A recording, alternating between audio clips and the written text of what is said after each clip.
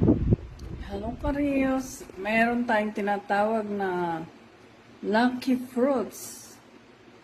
Kung meron kayo nito, check, buong taon ng 2025 ay balance ang inyong kabuhayan.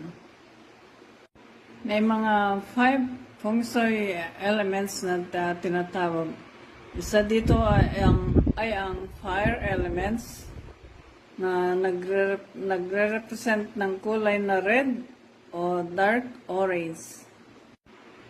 Ang fire element na nagre-represent ng red o kaya dark orange ay nagsisimbolize ng fame o recognition. Ang susunod ay ang earth element. Nagre-represent ng kulay brown